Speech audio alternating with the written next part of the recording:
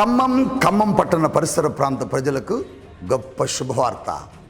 Paul Prithvi ministries సారథ్యంలో ప్రతి నెల 2వ మంగళవారం ఉదయం 9 గంటలకు పరిశుద్ధాత్మ తైలాభిషేక స్వస్థత ఆరాధన జరుగుతుంది. స్థలం రామ్లీలా ఫంక్షన్ హాల్, ఖమ్మం. ఈ ఆరాధనలో ఇప్పటికే అనేక మంది పాల్గొని దేవుని కార్యాలు పొందుకున్నారు. మీరెందుకు ఆలస్యం చేస్తున్నారు? రండి. ఆగస్టు 13వ తేదీ ఉదయం 9 గంటలకు ఈ ఆరాధన ప్రారంభమవుతుంది. ఇప్పటికే వేల మంది ప్రజలు పాల్గొని దేవుని కార్యాలు పొందుకొని బలమైన ఆశీర్వాదాలు పొందుకొని ఇప్పటికే గొప్ప గొప్ప సాక్ష్యాలు చెబుతున్నారు. గర్భఫలము లేని వాళ్ళు గర్భఫలములు పొందుకున్నారు. కుంటివారు, పక్షవాయువు చేత బాధపడేవారు, క్యాన్సర్, హెచ్ఐవీలతో బాధపడేవారు యేసు నామములో స్వస్థత పొందుతున్నారు. మీరెందుకు ఆలస్యం చేస్తున్నారు? రండి, దేవుని కార్యాలు పొందుకొనండి. ఆగస్టు 13 ఉదయం 9 గంటలకు ఖమ్మం.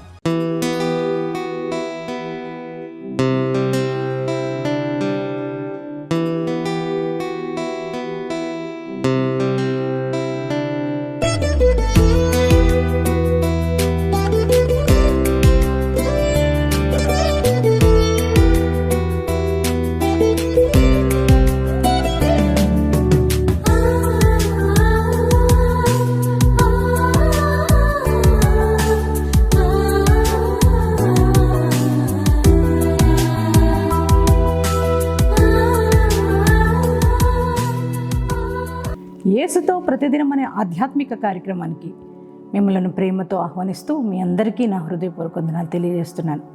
దేవుని బిడ్డలారా, ఎలా ఉన్నారు? బాగున్నారు కదా?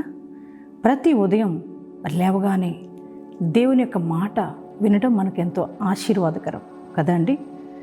దేవుని యొక్క మాట లేవగానే మనం వింటున్నప్పుడు మన హృదయంలో ఉన్న భారమంతా తొలగిపోతూ ఉంటుంది. అందుకనే దావీదు భక్తుడు అంటున్నారు, అయ్యా నీ వాక్యము నా బాధలో నాకు నెమ్మది కలుగజేసిందని. అవును కదా? దేవుని యొక్క మాట ఉదయకాలం మనం లేవగానే వింటున్నప్పుడు మనకి మన హృదయాల్లో ఒక నెమ్మది, ఒక ప్రశాంతత మనం అనుభవిస్తూ ఉంటాం.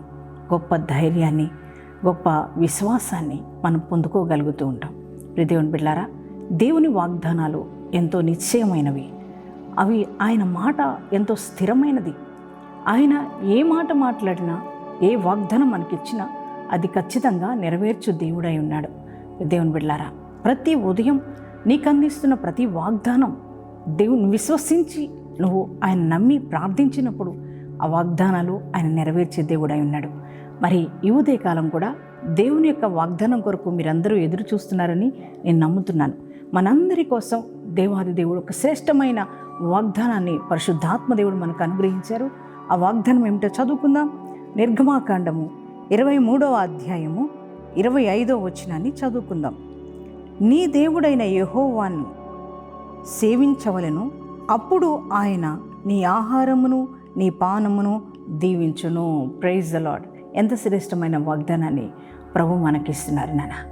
ఆయన మన ఆహారాన్ని, మన పానీయాన్ని ఆయన దీవించే దేవుడై ఉన్నాడు. మన దేవుడు ఎప్పుడు కూడా మనల్ని దీవించాలని, మనల్ని ఆశీర్వదించాలని, మనల్ని సమృద్ధితో ఉంచాలని ఆశపడే దేవుడు, మనం ఆరాధిస్తున్న దేవుడు. మనం ఎప్పుడు కొరతలతో ఉండాలని కోరుకోడు. నీవు కొదువుతో ఉండాలని ఆయన అనుకోడు. నీ కుటుంబం, నీ బిడ్డలు, మన బిడ్డలు, మన కుటుంబం, మనం ఎప్పుడు కూడా సమృద్ధిని అనుభవించాలని ఆశపడే దేవుడు, మనం ఆరాధిస్తున్న దేవుడు. దేవుడు మాట్లాడుతున్నారు, నీ ఆహారాన్ని, నీ పానీయాన్ని నేను దీవిస్తానంటున్నాడు. ఒకవేళ ఇప్పటి వరకు సమృద్ధిని చూడలేకపోతున్నావేమో, ఒకవేళ లేమి పరిస్థితుల్లో నువ్వు ఉన్నావేమో, కడుపు నిండా కూడా బిడ్డలకు భోజనం పెట్టుకోలేని ఆ పరిస్థితుల్ని అనుభవిస్తూ వచ్చావేమో, ఎటు చూసినా నీకు మరి లేమి పరిస్థితులే కనిపిస్తున్నాయి కదా, మరి కొరతలే కనిపిస్తున్నాయి కదా, కొదవుతోనే ఉన్నావేమో కదా. కానీ ఈ ఉదయకాలం దేవుడు నీతో మాట్లాడుతున్నారు. ఆయన అన్నారు, నీ ఆహారాన్ని, నీ పానీయాన్ని నేను దీవిస్తాను అని ప్రభు అన్నారు. ఆయన దీవిస్తే ఎప్పుడూ సమృద్ధి ఉంటుంది. ఆయన దీవిస్తే చాలు, మనకి కొరత ఏది ఉండదండి. దేవుని బిడ్డలారా, ఆయన అంటున్నారు, ప్రతి వాగ్దానము వెనుక మరి ఒక కండిషన్ ఉంటుంది కదా. ఆయన అంటున్నారు, ఏమంటున్నారంటే, నువ్వు యెహోవానే సేవించిన ఎడల ఆయన అంటున్నారు, నీ ఆహారం, నీ పానీయము దీవించబడుతుందని. మరి మీరందరూ కూడా యేసయ్యనే ఆరాధిస్తున్నారు కదా, ఆయననే సేవిస్తున్నారు కదా. మరి ఆయననే సేవించే వారి ప్రతి ఒక్కరికి ఆహారం పానీయం దీవించబడుతుంది. అంటే సమృద్ధిని మనం అనుభవిస్తామని దేవుడు వాగ్దానం ఇస్తున్నాడు. నాన్న, మీరు కూడా దేవుణ్ణి ఎప్పుడు కూడా విడిచిపెట్టొద్దు, ఆయన పాదాలు ఎప్పుడు వదులుకోవద్దు, ఆయన సన్నిధిని ఎప్పుడు కూడా విడిచిపెట్టొద్దండి. దేవునినే ఎప్పుడు సేవించండి, యేసయ్యనే మీరు ఆరాధించండి, యేసయ్యనే మీరు వెంబడించండి. ఎందుకంటే ఆయనే మనకు దీవెని అనుగ్రహించేవాడు, ఆయనే మన ఆహారాన్ని మన పానీయాన్ని దీవించే దేవుడై ఉన్నాడు. అంటే అర్థం ఏంటంటే మన ఇంట్లో మన కుటుంబంలో ఏది కావాలో ఆ సమృద్ధిని దేవుడు మనకు అనుగ్రహిస్తానని వాగ్దానం ఇస్తున్నాడు. దేవుని బిడ్డలారా, ఒకవేళ ఇప్పటి వరకు మీరు బాధలో వేదనలో మరి లేమి పరిస్థితులు ఉన్నారేమో, కానీ నీ దేవుడు తప్పక నిన్ను దీవించబోతున్నాడు. ఆయన నీ ఆహారాన్ని పానీయాన్ని ఆయన దీవిస్తానని నీకు వాగ్దానం ఇస్తున్నాడు. మీరు ఖచ్చితంగా ఆయననే సేవించండి, ఆయననే ఆరాధించండి, యేసయ్యనే ఘనపరచండి, యేసయ్యనే వెంబడించండి. ఖచ్చితంగా ఆయన మాత్రమే మనం దీవించే దేవుడై ఉన్నాడు. ఈరోజు ఈ వాగ్దానాన్ని మీ హృదయంలోకి రిసీవ్ చేసుకున్నారని నమ్ముతున్నా. ఎంతమంది ఈ వాగ్దానం నమ్మి మీ హృదయంలోనికి మీరు రిసీవ్ చేసుకుంటున్నారో మీ అందరి జీవితాల్లో ఈ వాగ్దానం దేవుని నెరవేర్చునుగాక. ప్రార్థన చేసుకుందామండి అందరూ. పరిశుద్ధుడా మహోన్నతుడా, నీకే వందనాలు స్తోత్రాలు చెల్లిస్తున్నాం. ఈ ఉదయకాలం మీరు ఇచ్చిన వాగ్దానాన్ని బట్టి నీకు వందనాలు ప్రభా. ఎంతమంది ఈ వాగ్దానాన్ని రిసీవ్ చేసుకున్నారు వారందరి జీవితాల్లో వాగ్దానం నెరవేర్చమని ప్రార్థిస్తున్నాను ప్రభా. అయ్యా, ఇదిగో తండ్రి, ఆహారాన్ని పానీయాన్ని నువ్వు దీవించే దేవుడు అయినావు. ఎవరైతే నిన్ను సేవిస్తున్నారో వారి ఆహారాన్ని పానీయాన్ని దీవిస్తానని వాగ్దానం ఇచ్చావు. నీకు వందనాలు స్తోత్రాలు అయ్యా. అవునయ్యా, నువ్వు నమ్మదగిన దేవుడు అయ్యా.